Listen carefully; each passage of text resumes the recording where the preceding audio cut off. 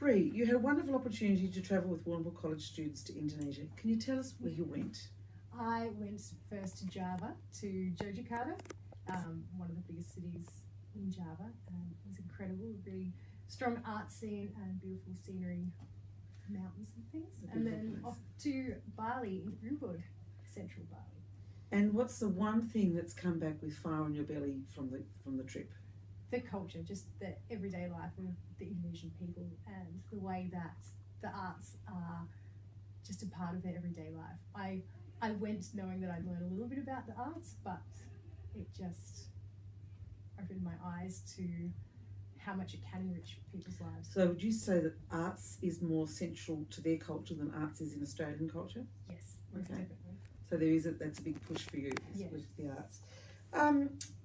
I've got a few questions. So what amazed you most in Indonesia? The arts obviously being one of them. It was the arts culture. So I think because I went on with my arts teacher hat on, that's of course what I noticed.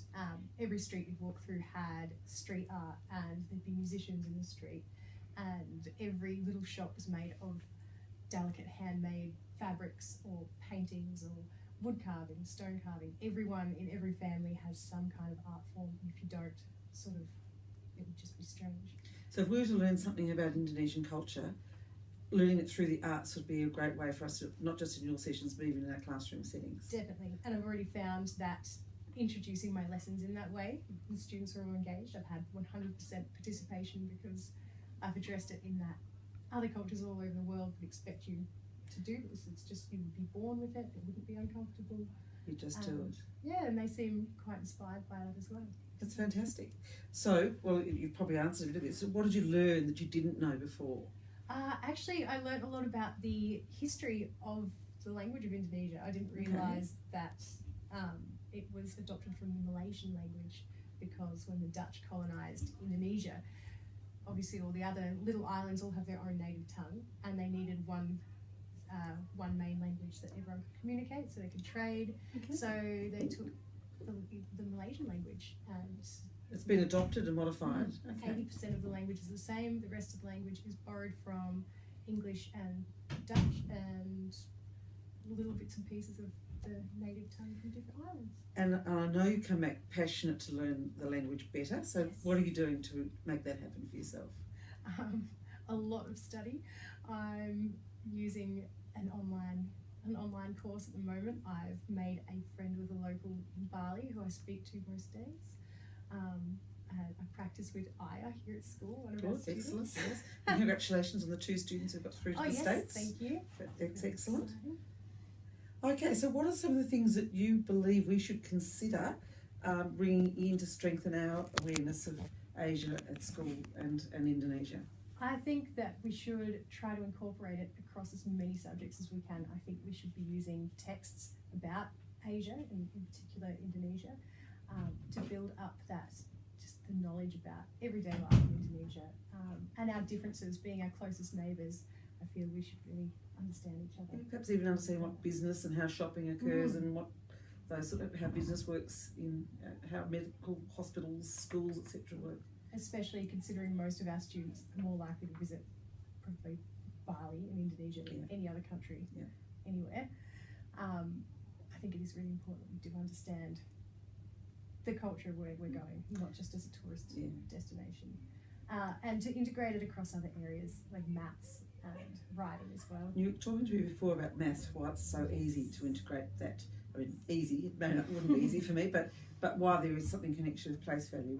Can you tell me about that? The way that the Indonesians say their numbers is much like the Japanese and other Asian countries, where they'll say the number of hundreds, the number of tens, the number of ones, much like the Weimar way of speaking. So it makes more sense to some students because they can actually think about the placement of each ones, tens and hundreds, etc. Fantastic. Okay. And what do you think are the cultural differences that you think our students really should be aware of? Some really important things. I think community, the way that Indonesian people do work together, and just everyone does look out for everyone else. Okay. And again, it's the arts, the way that everyone just brings in everyone else's skills and work together and make things happen.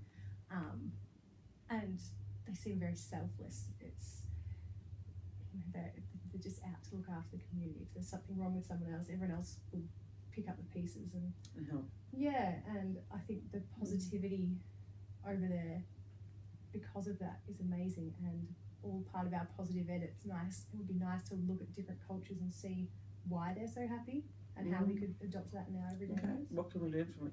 Yeah. We've touched on this. What are some other things we might do at our school to strengthen our LOTE program and to strengthen our Asian awareness generally? But arts, obviously, more literature and books and things across. Anything else? Yeah. It would be great in the future if we can develop a stronger relationship with our sister school. It would be nice if they could visit us at some stage. Yes. And really, we're probably too reliant on you. We all have to come on board and help with that a little bit, don't we? It would be great. Really great. I'd like to look into funding eventually to go visit our sister school and perhaps make a bit of a stronger plan and that would perhaps give people the impetus to get a bit more skilled in understanding the language themselves. It's hard to get motivated when you're so busy, isn't it, to learn a language, and you've been fired with passion in your belly to do it, but it's hard. But if we need to have a reason to do so, and perhaps the sister school could be part of that. Is there some things that you're already doing differently since the trip? Yes, so every lesson since has been incorporated with Indonesian culture. We've learnt dances from Indonesia, and we're doing shadow puppetry at the moment. So, and we'll go on from there to look into Barong dance and music next. So, I have a whole lot of bake of ideas. Fantastic. And are you using language? Oh, yes. With at the same time with the kids? I actually had a student think that I was accidentally slipping into Indonesian.